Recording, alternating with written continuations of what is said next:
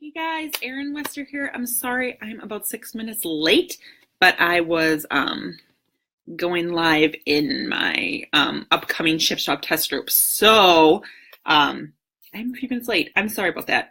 But I know I've been talking yesterday about some struggles that I've been having with my fitness journey. So for those of you that don't know me, my name is Erin Wester. I am a online health and fitness coach. I also am a supervisor for guardianship department at Easter Seals. So I also work with people who have been deemed incompetent by court. I've been a social worker since 2010. I worked in child protection, so I've done the investigation part of child protection. I've also done the ongoing part of child protection. I've also worked in residential with mentally ill adults. I worked in a homeless shelter with women and children. And before having my last baby, I was a guardianship rep. And when my daughter was 18 months old, it was time for me to go back to work. So I went back to my old job, but I got a promotion. So I was promoted to a supervisor because that's all they had open at the time. And I said, why not? I applied and I got the job. So, it's a little different than what I was doing before. It's a lot more working with about all 430 clients that we have. So it's a little more stressful. So that itself has affected my weight loss journey in the last 3 months, but there are some other things that affected it as well. Later today, I'm going to post a little bit more about my story, more about my struggles, not to complain, not to say my life sucks, but to show you what things are possible when people have come from bad places, what's possible. How it's possible to overcome, how it's possible to do better than you think you can do. But most of you who have been following me know that I'm very transparent about my struggles. I share a lot. I had twin girls in October of 2015. When they were 6 days old, one of them had a heart attack at home. She had a cardiac arrest. Noel called 911, tried to resuscitate her. The paramedics were able to resuscitate her, brought her to the hospital, got her stabilized, but she was connected to machines to help her breathe because she was not able to breathe on her own. After 6 days in Children's Hospital, it was deemed her brainstem was dead. So we had to make that decision to turn off the machines on our baby girl. Her twin sister is doing fantastically. She is now today she's 21 months old, but she's doing great. She did go to cardiology at Children's till she was about 6 months old, but it was determined that everything was fine. It was this freak cardiac ganglion. I can't even pronounce it.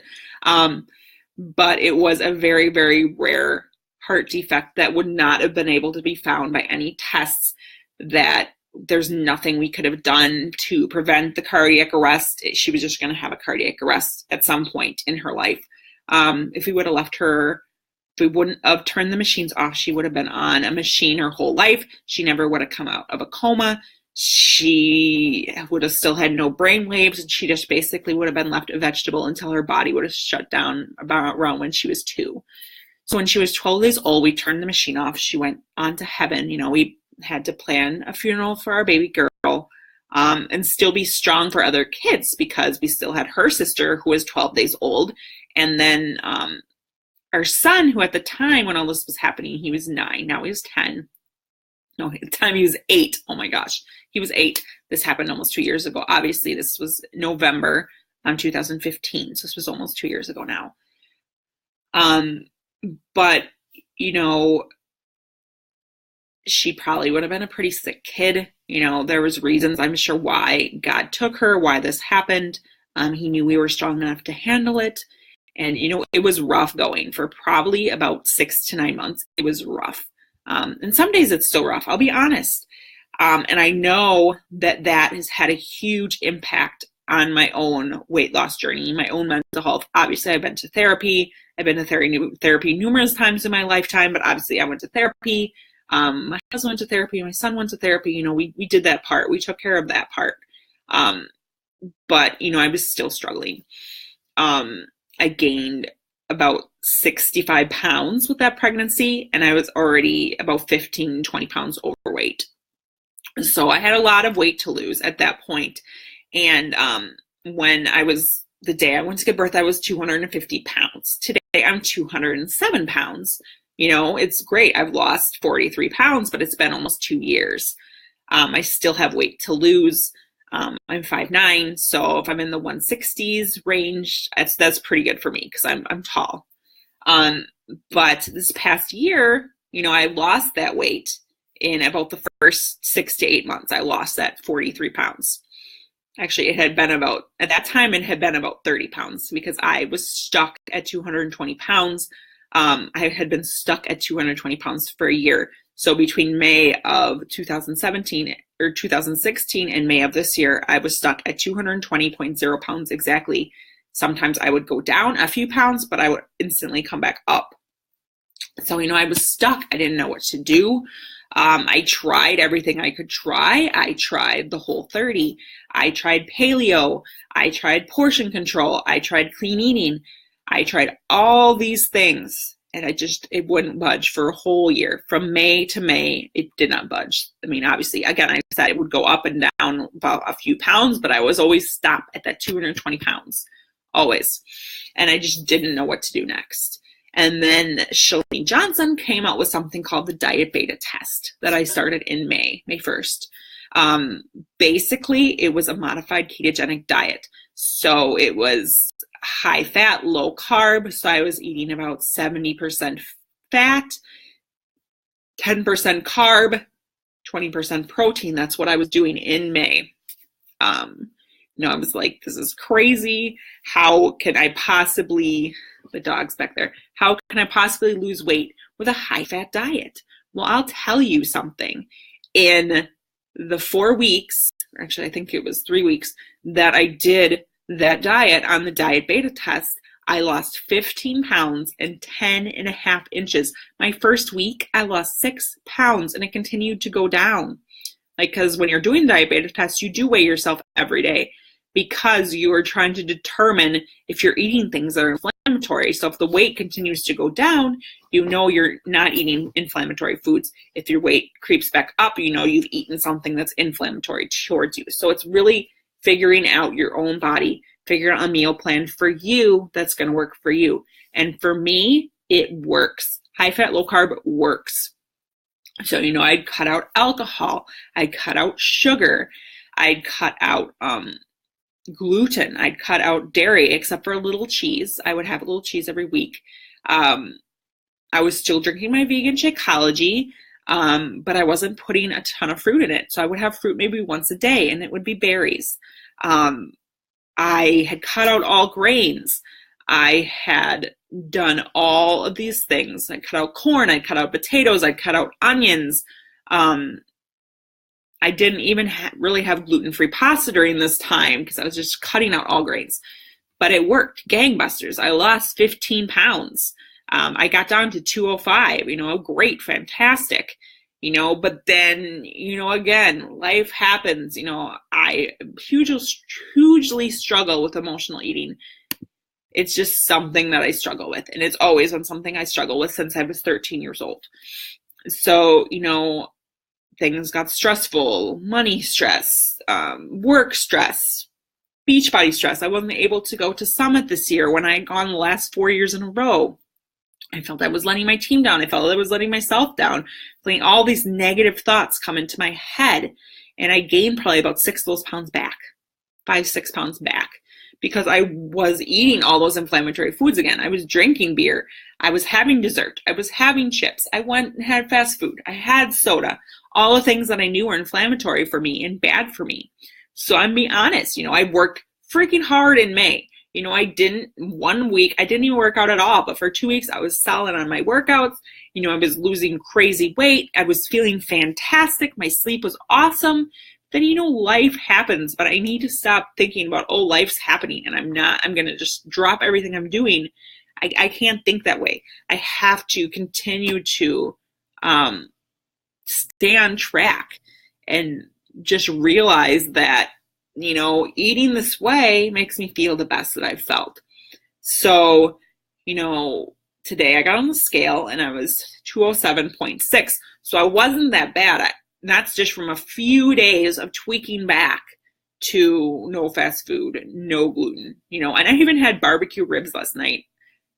Paleo barbecue sauce. So no sugar added barbecue sauce. But, I had ribs last night. I had a baked potato last night. I had corn last night.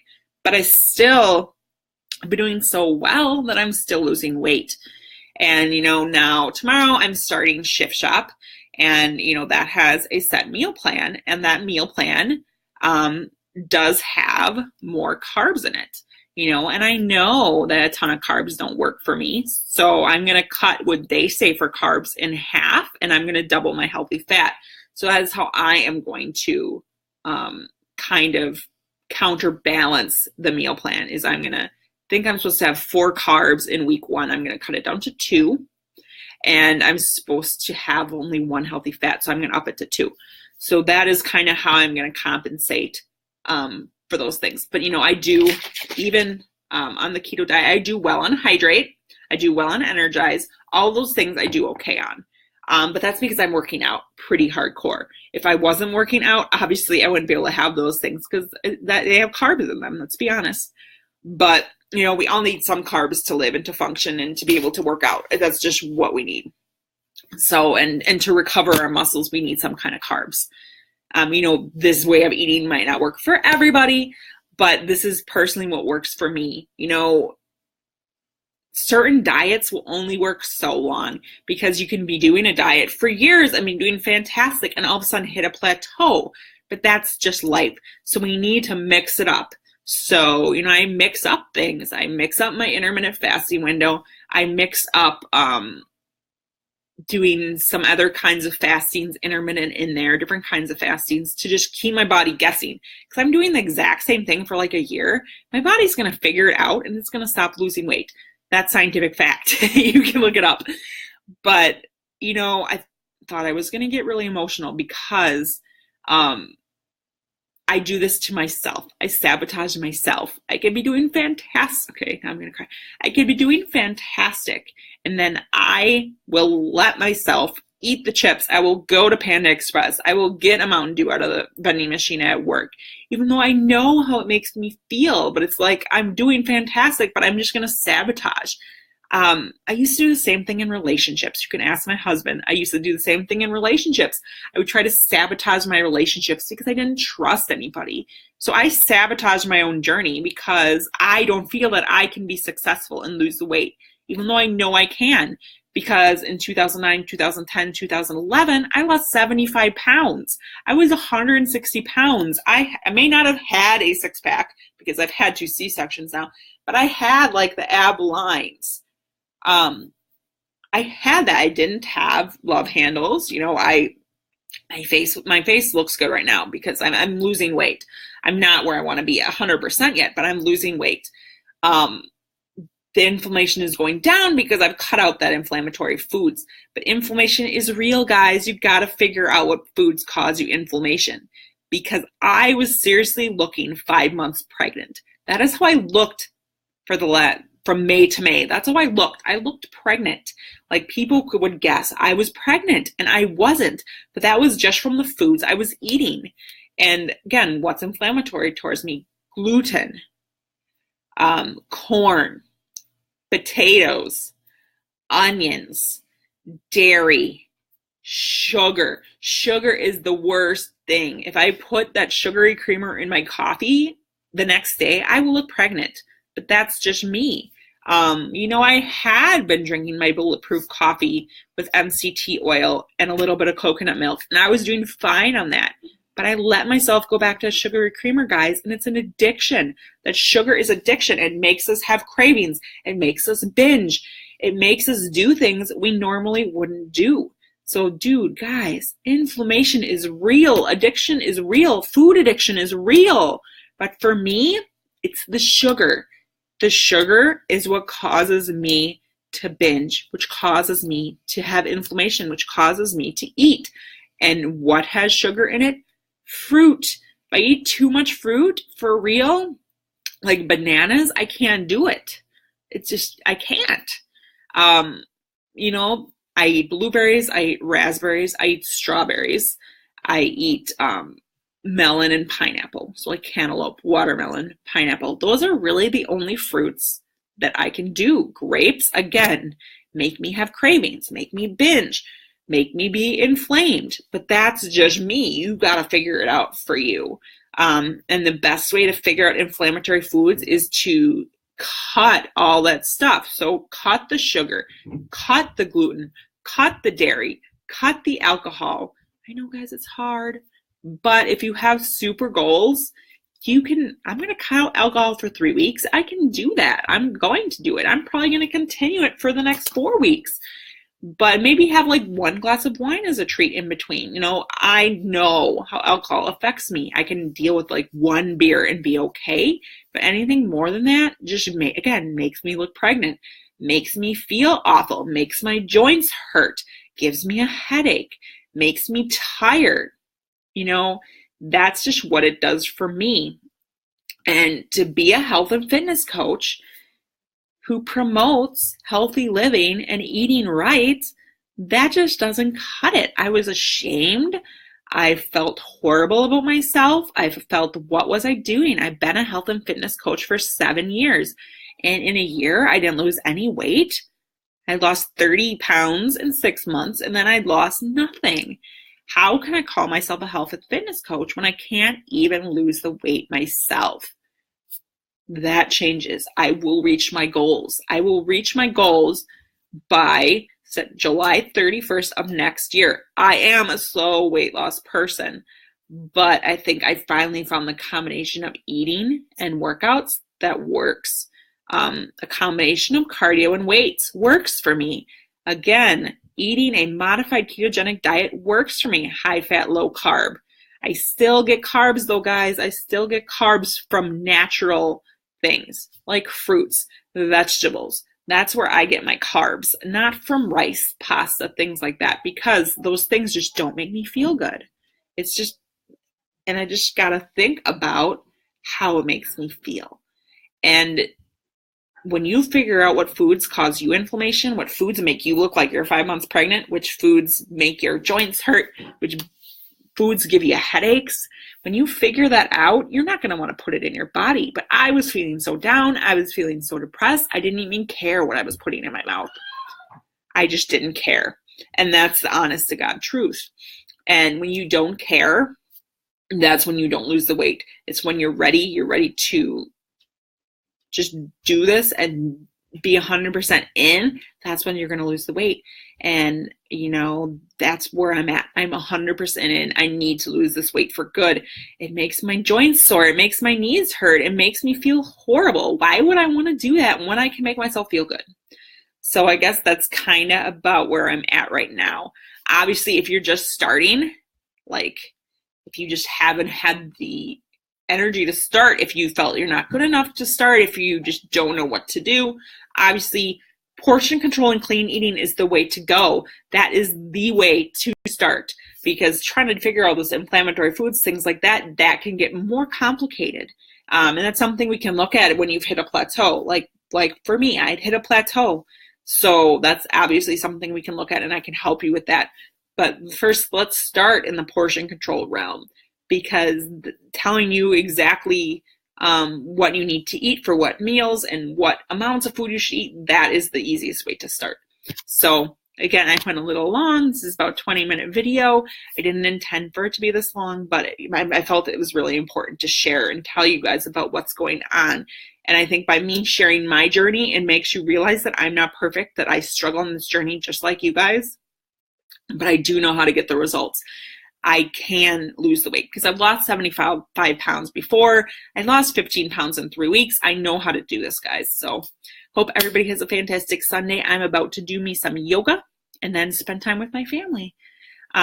So if you're interested in joining me, shoot me a message, email me, comment below, and we will chat. So have a great day, guys. Bye.